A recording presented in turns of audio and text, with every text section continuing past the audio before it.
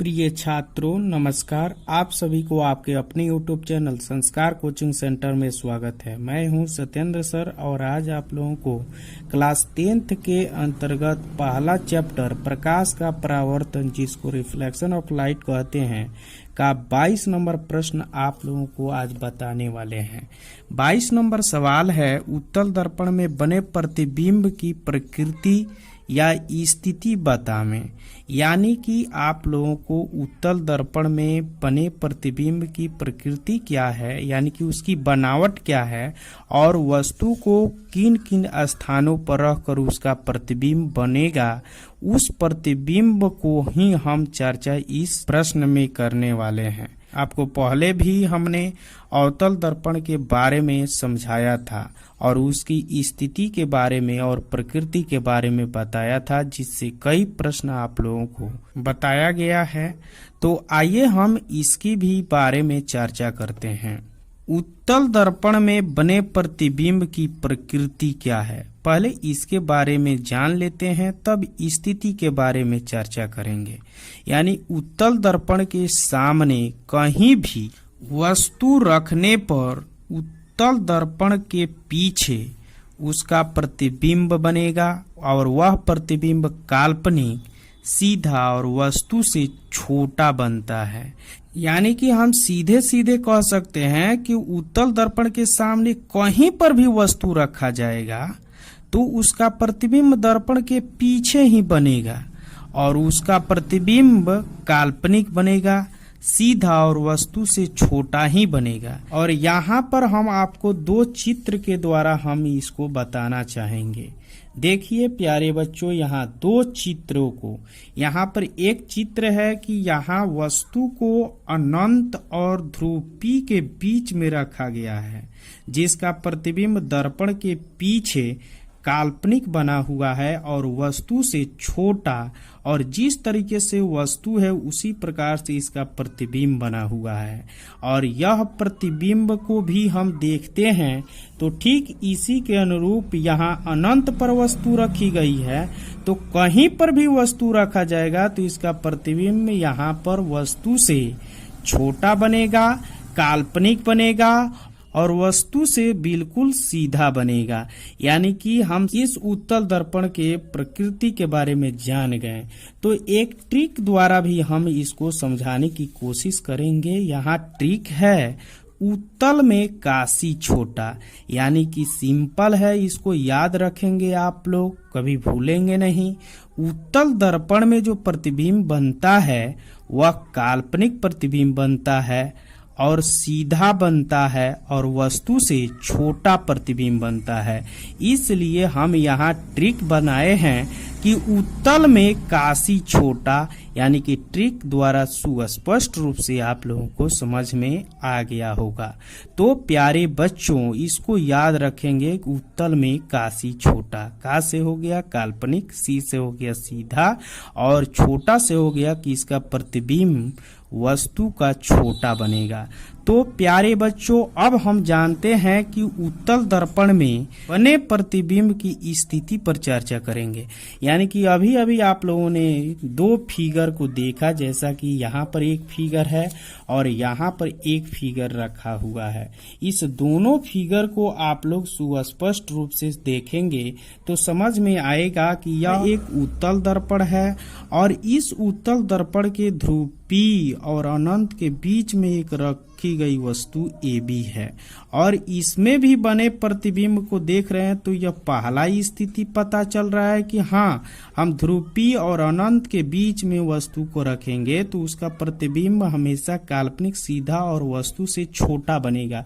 फिर एक और स्थिति देख रहे हैं कि यहाँ पर कहीं पर भी अनंत पर वस्तु रखी गई है। यहाँ ध्रुव P और अनंत की चर्चा नहीं हो रही है, यहाँ पर अनंत पर रखी गई वस्तु है, तो उसका भी प्रतिबिंब जो बनेगा वह दर्पण के पीछे बनेगा और यह प्रतिबिंब काल्पनिक कटान द्वारा बन रहा है, तो यह काल्पनिक कटान द्वारा ही वस्तु बनेगा, यानी कि काल्पनिक वस्तु बनेगा।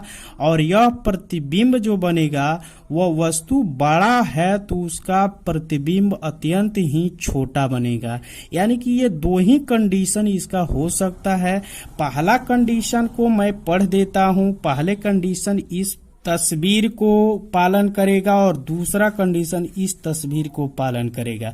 लेकिन इन तस्वीरों को या चित्रों को हम आप लोगों को उसको पढ़ करके समझाएंगे, बताएंगे, तो आप लोग शुरू से अंत तक इस वीडियो को देखते रहिएगा। तो आइए हम उसकी शुरुआत करने जा रहे हैं। पहला स्थिति मेरा कह रहा है कि उत्तल दर्पण में जब वस्तु को अनंत और ध्रुव P के बीच रखी जाती है तो उसकी प्रकृति बताना है। यानी कि इस फिगर के द्वारा भी आप लोग समझेंगे सुस्पष्ट रूप से।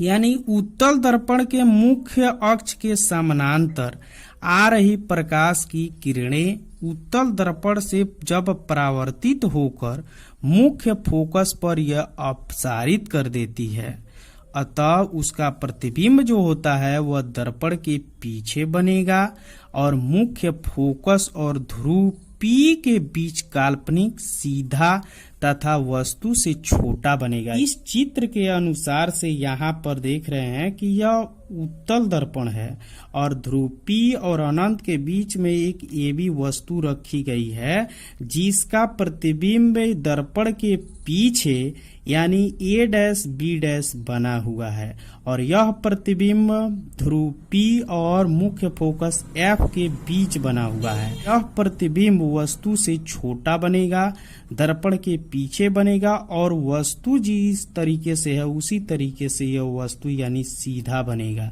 तो आप लोग इसको स्पष्ट रूप से समझ गए होंगे। आइए अब हम चर्चा करते हैं दूसरे स्थिति के बारे में। तो दूसरा स्थिति है बच्चों लोग कि उत्तल दर्पण में जब वस्तु अनंत पर रखी जाती है तो उसकी प्रकृति बताएं।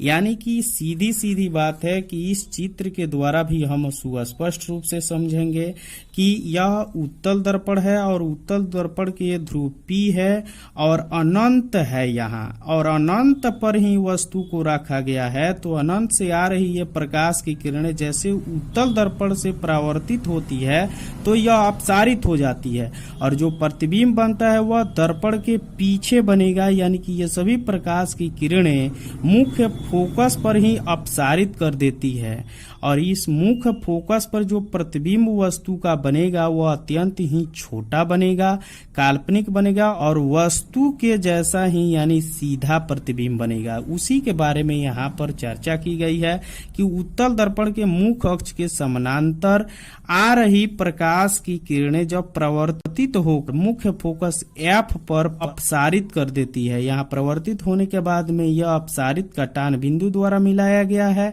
तो जिसको यह फैला तो दे रही है लेकिन हमने कटान बिंदु द्वारा यहाँ अपसारित किया है। अतः वस्तु का प्रतिबिंब दर्पण के पीछे यानी कि मुख्य फोकस पर ही बनता है। यह प्रतिबिंब काल्पनिक कटान द्वारा बना है, इसलिए काल्पनिक प्रतिबिंब बना है, सीधा बना है और वस्तु से अत्यंत ही छोटा प्रतिबिंब बना है। तो प्यारे बच्चों, आशा करता हूँ कि यह वीडियो आप लोगों को अच्छा लगा होगा।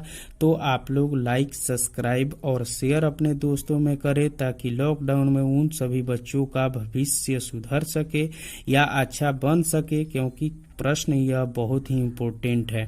अगला वीडियो मेरा उत्तल दर्पण के उपयोग से संबंधित होगा, तो उसे देखने के लिए आप लोग इस चैनल को सब्सक्राइब जरूर कर ले। धन्यवाद।